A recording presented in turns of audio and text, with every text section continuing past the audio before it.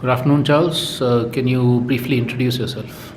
My name is Charles Simane. I'm an activist with the Climate Justice Charter movement. I'm currently also the membership secretary as part of the 9 secretaries that make up the National Convening Committee of the Climate Justice Charter movement. Can you give us a little background of the Climate Justice Charter movement? Why and how did it start?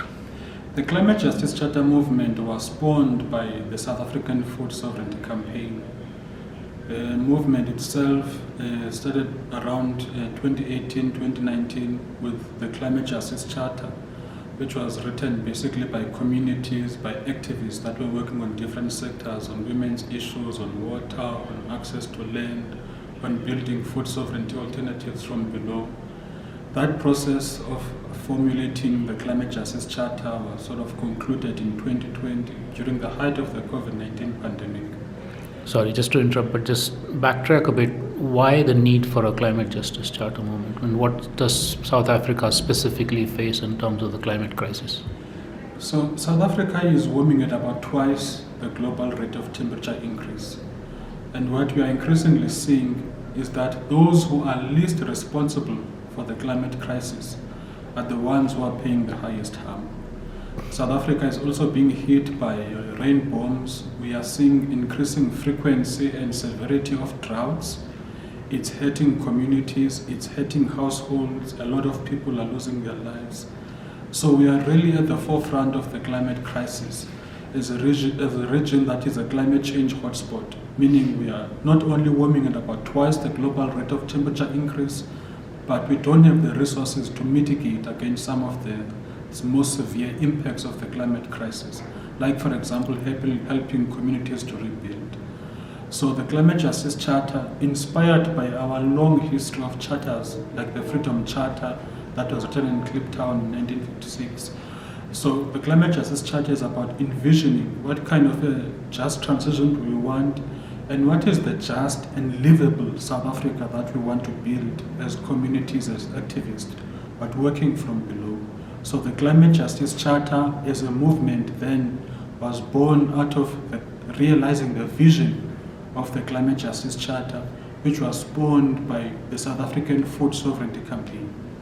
So when you say climate justice, because even governments are claiming that they are working on the climate crisis, right? So how does the climate justice movement distinguish itself from, say, what the state or what companies are claiming to be doing? Yes, so for example, we distinguish ourselves in that we are not just calling for a just transition. We are calling for a deep just transition. The just transition is mainly around issues of energy, transitioning from fossil fuels towards renewables. We believe that is not enough. You have to transition ownership too.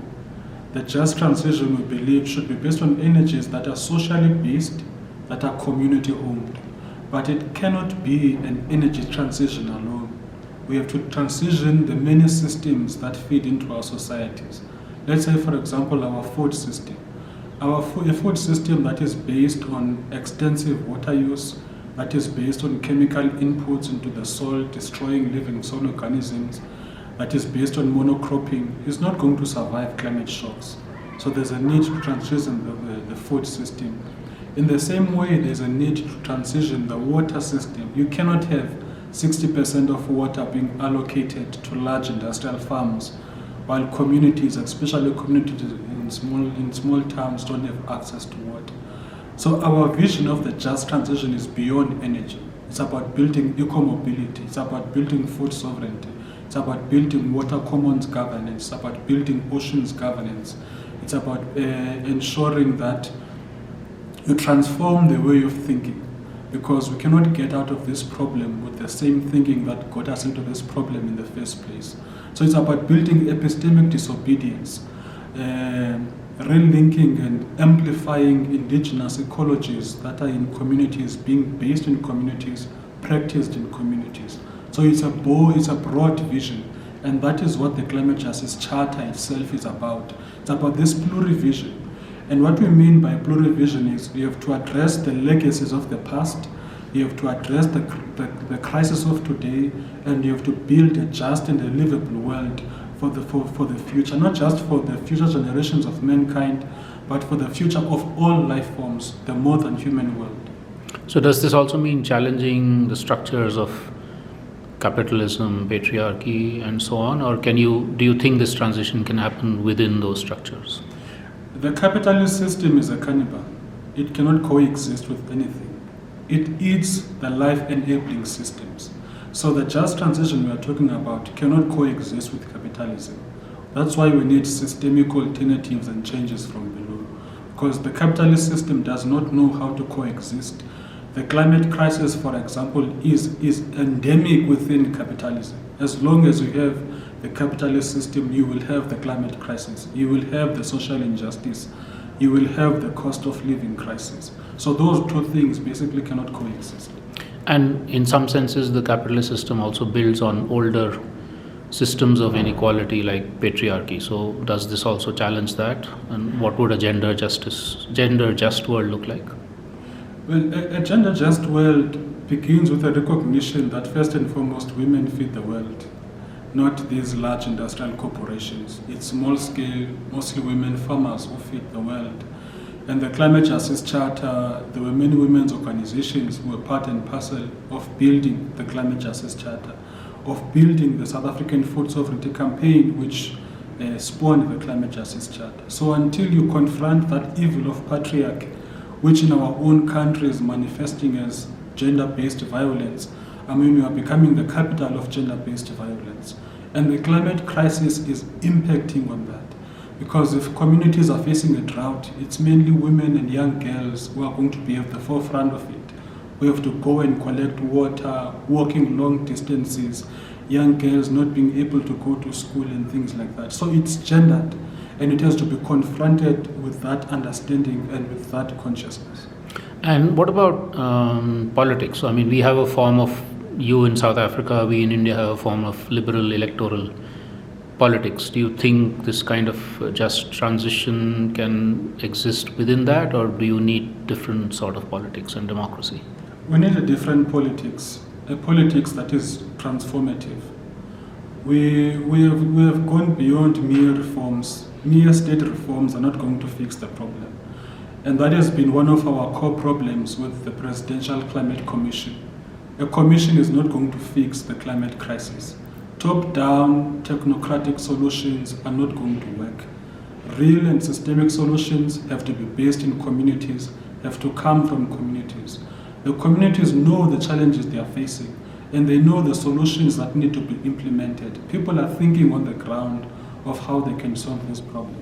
So as long as we have this technocratic politics that separates people, that separates communities, this toxic politics, this othering, it's not going to work because it's leading to more division. And what it is doing now, it is enabling capitalist modernization at the expense of communities. So what you need, some form of radical democracy where people on the ground are able to take their own decisions, or is there something else envisaged? We need radical democracy for people to take their own decisions on the ground around water systems, for example. You cannot have marine protected areas that are imposed in local communities when communities have been protecting the ocean commons for millennia. You need co-governance of those spaces. You cannot have fortress conservation, for example, that criminalizes the way of life, that sets communities apart from the land of their forefathers, the land of their forebears. You need decolonial convivial conservation. All of these things have to be based in communities, and direct democracy is actually our best option in dealing with, in tackling the climate crisis. The current political system that we have now, where everything is outsourced to political parties, it's not going to fix the problem. And also, the Westphalian state model is also not going to fix the climate crisis. We need to start thinking about bioregional governance. Which goes beyond even the nation-state boundaries. Which goes beyond the nation-state boundaries. Okay. And what about workers? Because you have millions of workers who are currently in, say, the fossil fuel industry or the mining industry. So what happens to them in this just transition? So in South Africa, we have Komati, where they shut down a coal-fired power station. And the argument was that they are going to put up solar panels. They didn't. And that really shook labor. That really made a lot of people pretty much afraid about what does the just transition mean for me and my job. So a deep just transition that we are calling for recognizes first and foremost the workers that are involved in all of these fossil fuels, but also the communities, because we have towns in South Africa that are built around coal. We have towns in South Africa that depend on coal. So a deep just transition has to be led by workers. And this is why we are calling for socially owned and community-based renewable energies. Because the owners have to be those workers. Workers have to own the renewable energy systems. You cannot just privatize renewable energies because you're going to perpetuate the very same evils that we have seen. And that is why we have kept a very key connection with labor as the Climate Justice Charter movement, recognizing that labor framed the just transition and that the just transition has to be led by labor itself, protecting the workers and also protecting the communities that are so dependent on all of these fossil fuels. These things have to be critically understood. Otherwise, you cannot have a just transition that leaves workers behind and that leaves all of these communities behind. So what's the kind of process you have for over the last few years for building this climate justice charter? So one of the things we've been doing over the past few years is to take the systemic alternative visions in the Climate Justice Charter and transform them into implementable policies for South Africa. And we call this the Climate Emergency Policy Platform. We realize there's a climate emergency. We know we have visions. We've been saying systems change, not climate change. But it's time to ground it now. It's time to move beyond single issue. It's time to move beyond sloganeering. What does food sovereignty look like in practice? And that is what the Climate Emergency Policy Platform is trying to envision. If you're talking about eco-mobility, how do you transition towns away from car-dependent transport systems towards eco-mobility? How do we transition towards the management of the ocean commons and the water commons? All of this has to be grounded. Of course, this work is going to take is taking time. It's not easy, and sometimes it needs basically cathedral thinking. So it's like you're building a cathedral of a just world, with an understanding, of course, that the climate crisis is worsening, but there are no shortcuts and there are no easy solutions. And this hard work has to be done of grounding our activism. If you are talking about these community-owned, socially based renewable energy systems, how do you go about building it? How do you build microgrids in the townships? How do you deal with issues of energy poverty? So over the past 2 years, we've been working on grounding that activism by creating this policy platform so that we can say we're not just about slogans. We know the direction we want to take and we know how to get there. And in this process, then are you inspiring people to actually take their own action, not wait for the government, towards some of these policies and strategies? Absolutely. And we are not developing policies that are going to be handed over to some government. No, it's about grounding our own activism. And indeed, we have been working, for example, on developing some tools where we capture where alternatives are happening to inspire people to say, look, this is where people are feeding themselves using agroecology. This is how communities are coming together and building community gardens and things like that.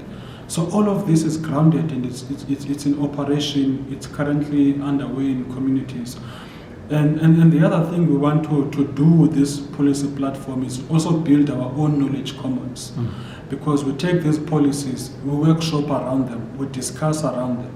So it's about ensuring that climate activists are brought into the knowledge commons so that it's not about going to a single protest and feeling good about yourself, but it's about building something beyond you. Some of these changes, who knows, maybe we may not see them in the next 10 years or the next 20 years, but we have to work on them, and they have to be grounded in communities, and they have to be bottom up. It's not easy, it's not entertaining, but it's the right way to go about it. It's easy to go to a protest, and indeed we must. It's part and parcel of our struggle.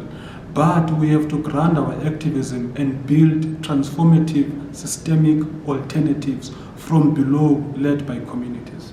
You yourself are from a tribal community in the Cape province, right? The Eastern Cape. Eastern Cape province, yes. What sorts of transformations do you think need to happen there in a community like that? The Eastern Cape province, where I'm from, it's mostly a rural province. Most municipalities are rural municipalities. And rural municipalities have been quite neglected by the current ANC government. There are many people that are unemployed. There are many people who have been stripped of their way of life. But within the Eastern Cape also, there are many communities that are feeding themselves. There are many communities that have come together, have pulled together, and have community gardens, and are feeding themselves, and are rethinking their relationship to the land, their relationship to the water. So that has to be amplified. The state can come in and assist with basic services like water provisioning, like things like road, like electricity, but respecting the direct democracy that is being practiced in those local communities. So the state must not impose some development from the outside. The communities themselves must decide the direction that they want to take and where they want to go. So the Eastern Cape, the approach of the state has been to promote things like mining in different communities, to promote things like all of these so-called smart cities. We don't believe in smart cities, we believe they are foolish. We believe in just cities. So that process has to be undertaken, and the state cannot be imposing development on communities. Nor can the state have development that is based on extractivism, or a one-size-fits-all approach, but has to respect the community context. Is the Climate Justice Charter movement also connected to some global platforms and movements? We are connected to some global platforms. Remember, we come from the South African Food Sovereignty Campaign, which is connected to the La Via Campesina process. So we are working with colleagues from all around the world, learning from some of their struggles, while sharing our own processes and sharing our own procedures. And we believe in international solidarity, because we cannot confront the climate problem without building those international linkages. Radical internationalism is key in this context as we deal with the climate crisis. To learn from each other, to reinforce each other's struggles, to amplify each other's work, and to work together to build all of these alternatives. So from what I know of the movement and what you just described, I think it's one of the more inspiring attempts at a national level of trying to build a vision that is truly just and equitable and sustainable.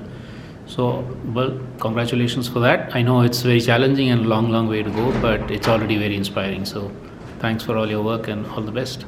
Thank you so much, Ashish. The Global Tapestry of Alternative is also been inspiring to us in building all the solidarities and in building all the networks. And we hope to connect with more activists from around the world. Amanda, Amanda, thank you. Thanks, Charles. Thank you, Ashish.